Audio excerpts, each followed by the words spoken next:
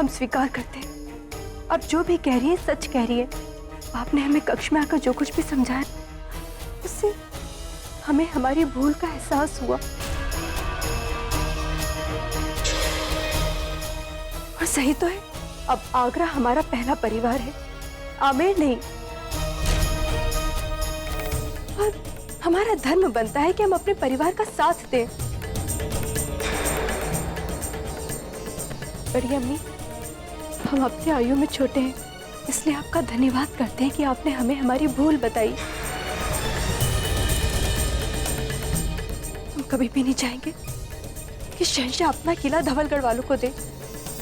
अपने ही पति से की गई अनुचित मांग का हम समर्थन नहीं कर पाएंगे,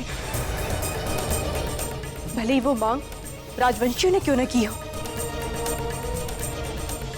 हम आपसे क्षमा मांगते हैं।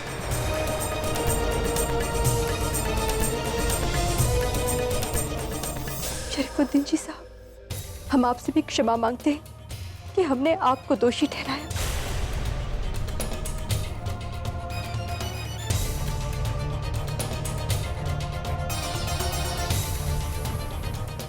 शहंशाह, हम आपसे भी क्षमा मांगते हैं। हमारे कारण बख्शी बानू को इस बात ही आपके समक्ष प्रस्तुत होना पड़ा जिससे उनके मन को ठेस पहुंची। हम आशा करते हैं कि हमारा पूरा परिवार हमें क्षमा कर देगा।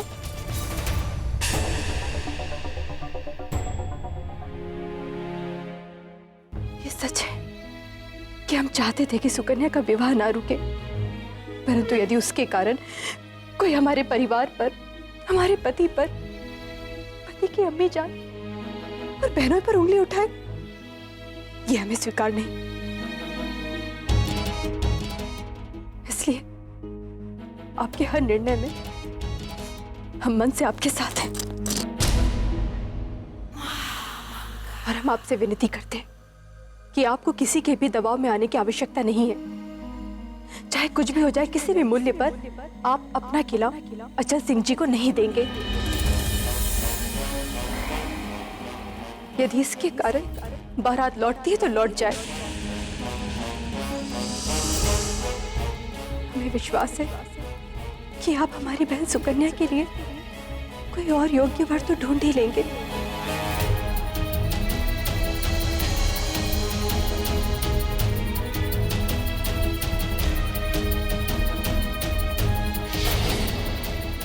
हम अब पहले शहंशाह की बेगम, बाद में आमिर की बेटी। शहंशाह का मन और शब्दों को महत्व देना हमारे लिए अधिक आवश्यक है।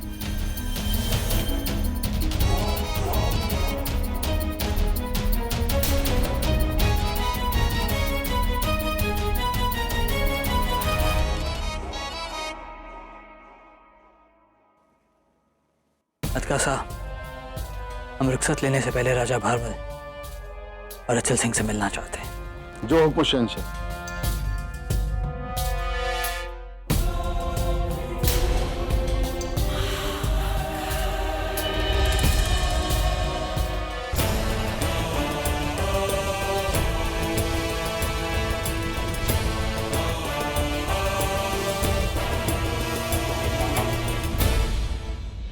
हम बहुत खुश हैं कि हमारा पैगाम मिलते यहाँ सब लोग इकट्ठा हो गए। हम आगरा वापस लौटने से पहले आप सबसे एक जरूरी बात करना चाहते हैं।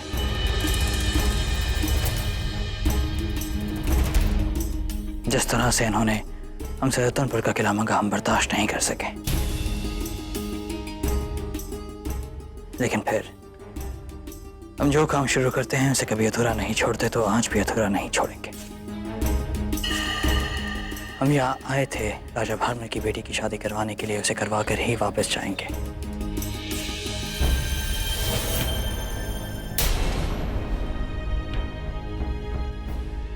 हमने कोई जुबान नहीं दी थी रतनपुर का किला देने के लिए, लेकिन हमने राजा भारमल को ये जुबान जरूर दी थी कि हम उनकी बेटी की शादी में शिरकत करेंगे और वो सारी रस्में निभाएंगे जो एक दामाद को निभानी होती है।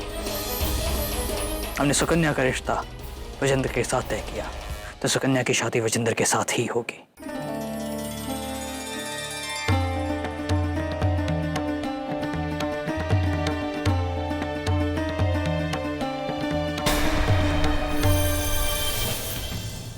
राजा भारमल जी, जिस तरह से आपकी बेटी हमारे खानदान का एक हिस्सा है, उस तरह से हम भी आपके खानदान का एक हिस्सा हैं। तो उस नाते हम आमिर की इज्जत को मिट्टी में नहीं मिलने देंगे।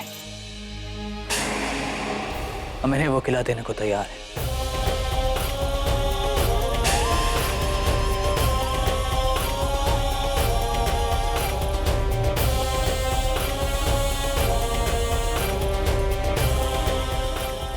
अलका साहब,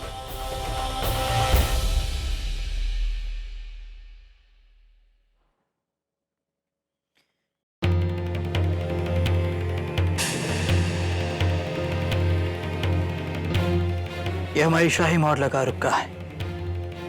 इस दस्तावेज में बात तस्दीक की गई है कि रतनपुर अब से आपका।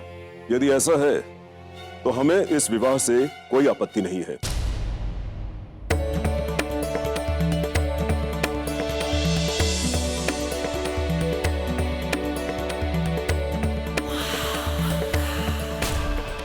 अब रतनपुर पर कब्जा आपका हुआ, अब ये शादी नहीं रुकनी चाहिए। हम चाहेंगे कि सुकन्या की डोली धवड़गढ़ के लिए ही रवाना हो। उसके बाद हम भी आगरा वापस लौट जाएंगे। राजा भारमल जी, धवलगढ़ की राजवधु को हम यहाँ से लेकर ही जाएंगे।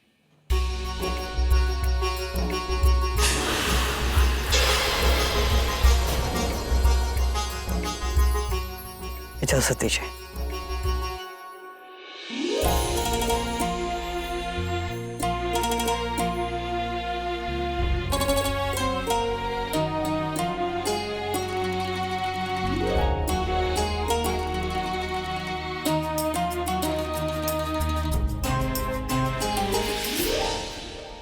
हम ये तो नहीं जानते कि आपने ऐसा क्या कर दिया कि शहंशाह ने अपने फैसले को बदल दिया, लेकिन हम आपको इतना जरूर बताना चाहेंगे बेगम जोधा, रतनपुर का किला राजा औचल सिंह को दिलवा कर आपने मुगल सल्तनत का बहुत बड़ा नुकसान कर दिया है।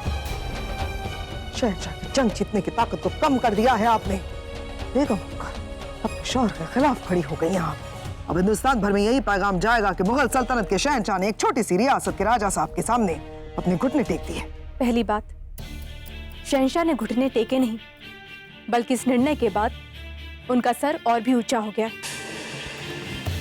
उन्होंने ये संबंध जोड़ा था, यदि ये टूट जाता तब अवश्य पूरा हिंदुस्तान उन्हें नीची दृष्टि से देखता।